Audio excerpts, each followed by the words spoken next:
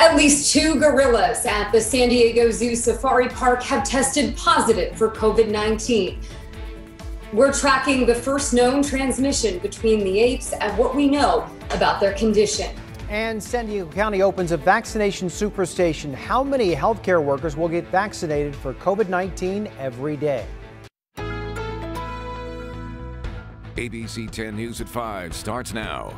And good evening. I'm Steve Atkinson. I'm joined remotely by my co-anchor Lindsay Pena. We're going to be checking in with her shortly. But first, calls are growing louder to impeach President Trump a second time. Today, House Democrats formally introduced their resolution charging the president with incitement of insurrection after last week's deadly U.S. Capitol attack. The House plans to vote on Wednesday. And as ABC's Elizabeth Schulze reports, it appears they do have enough votes to move forward with impeachment.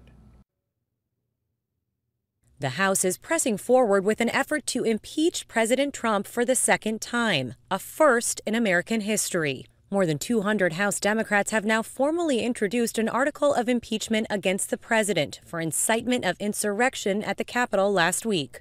House Speaker Nancy Pelosi telling 60 Minutes the president must be held accountable for the attack. He has done something so serious that there should be prosecution against him. Pelosi is giving Vice President Mike Pence 24 hours to invoke the 25th Amendment and strip the president of his powers.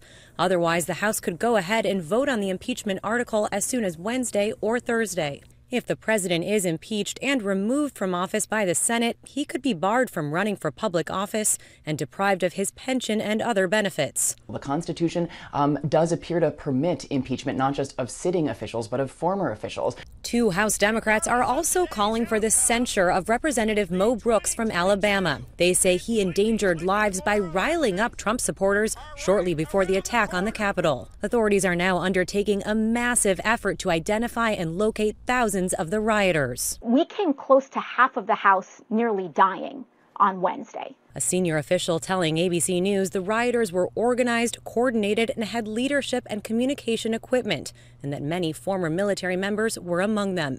The mayor of D.C. is now requesting additional security for President-elect Joe Biden's inauguration next week. Am I scared? If I'm scared of anything, it's for our democracy, because we have very extreme factions in that country that are armed and dangerous. President-elect Joe Biden says he spoke with lawmakers today about how to move forward with impeachment at the same time as the confirmation hearings for his cabinet. Elizabeth Schulze, ABC News, Washington. One of President Trump's lawyers from his last impeachment trial says he shouldn't be impeached for this. Alan Dershowitz was on Court TV today. While he says he disapproves of the president's speech, it's protected by the First Amendment. And he says it would also be wrong to issue the 25th Amendment to try and remove the president. It's not even a close question. This is an attempt to really stretch the 25th Amendment beyond any possible meaning. The 25th Amendment was intended for a president who had a stroke like Woodrow Wilson, a president who was shot like Ronald Reagan, even a president who had to go in for a 2-hour-long colonoscopy, but who was unconscious. It does not apply to a president you disagree with, even to a president who's committed an impeachable offense. Then impeach him. And opponents, though, they disagree with Dershowitz, saying the president directly incited last week's violence, which they claim is impeachable. You can follow any developments surrounding the impeachment process by downloading our free mobile app. Just go to the App Store and search 10 News. Now to the latest on the coronavirus. 2 gorillas at the San Diego Zoo Safari Park have tested positive for COVID-19, and it is possible that more are infected. ABC 10 News reporter Leah Pizzetti joins us now with Leah. This is believed to be the first known case among primates, such as those in a zoo setting. Right, Lindsay. Zoo officials are pretty sure right now that the gorillas will be okay, but this is a first, so there's a lot of uncertainty right now. This virus has been very, very tricky.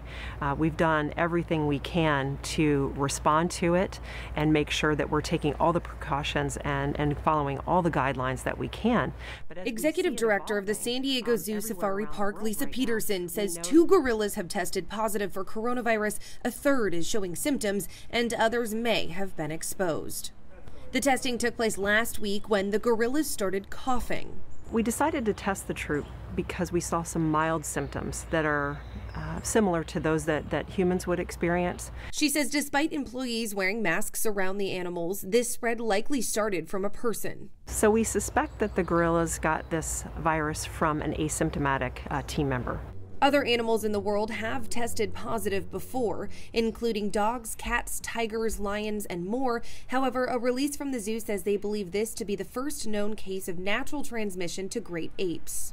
Peterson adding that because this is a first, it's unknown how severe their recovery will be. They're doing okay. They're experiencing some mild symptoms, and we continue to observe them, but they're drinking, they're eating. Information from the zoo says that there are currently no coronavirus vaccines in place for animals. However, testing and development is happening right now. They also do advise that if anyone tests positive for coronavirus or maybe believes they have coronavirus, they advise you to not come in contact with any animals, including pets or wildlife. Leah Pizzetti, ABC 10 News.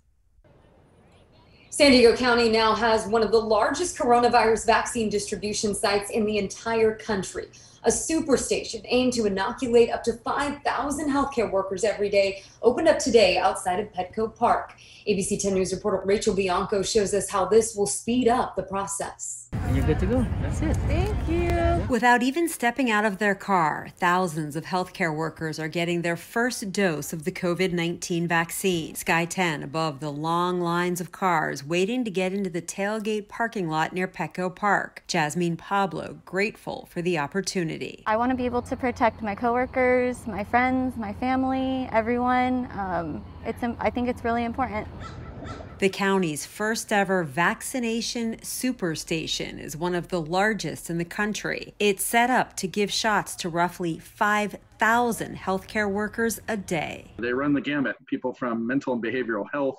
We've had folks working in laboratories and even veterinarians. UC San Diego Health, the Padres, city and county are working together to operate the site. The county is paying for it. There's talk of opening another large site in the South Bay and possibly one in the North County, but it's unclear when. We know that this is our shot of hope to get through the pandemic. Both the Pfizer and Moderna vaccines require a second dose 3 to 4 weeks later. Everyone who gets the vaccine will have that information put into the county's immunization registry. Providers can then access that information when it's time to give out second doses. Rachel Bianco, ABC 10 News. Right now, the superstation is only available to healthcare workers. It's open from 7 a.m. to 7 p.m. every day. Appointments are available online at vaccinationssuperstation.sd.com.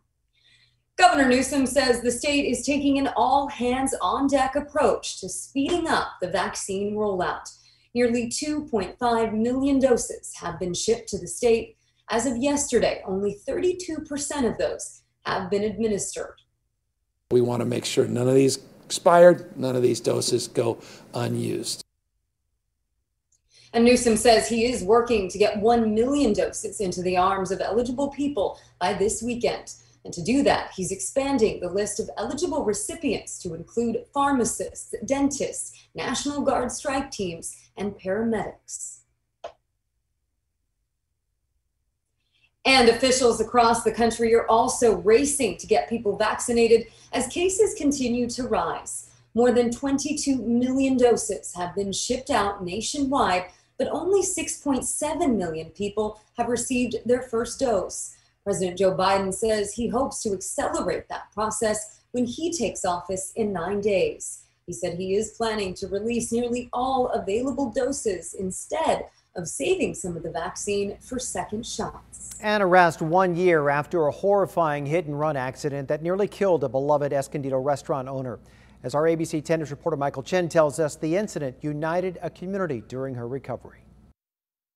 In 2019, just days before Christmas, Caitlin Pillsbury was on her motorcycle at a Vista intersection when the driver of an SUV hit her head-on before abandoning the SUV and running off. Pillsbury was in a coma for 12 days, suffering a brain injury and broken bones in her arms and legs. Pillsbury owned Rosie's Cafe. This restaurant without her is empty. And her staff and friends tried to keep the restaurant going, the community rallying around her. In February, a carnival fundraiser hosted by celebrity chef Robert Irvine, who had featured Rosie's Cafe on his show Restaurant Impossible in 2019. At the fundraiser, Pillsbury's mother talked about the support and a daughter on the mend. She is, I believe, a miracle. I mean, in my opinion. I'm sorry. Honestly, all the prayers and all the support and all the love, I know that she felt it, and I know that it made a difference. Pillsbury, who was known to dress up like her role model, Rosie the Riveter, was eventually forced to close the restaurant amid the added impact of the pandemic. Meanwhile, the hit-and-run investigation continued on. Sheriff's detectives believe someone had borrowed the SUV, complicating the probe. The Sheriff's Department announcing 35-year-old Renee Solorio was arrested on felony hit-and-run charges. According to a Facebook post by Irvine citing Pillsbury, the arrest happened thanks to DNA and some serious police work. Michael Chen, ABC 10 News. And we have reached out to detectives along with Pillsbury's family. We are waiting to hear back for a response.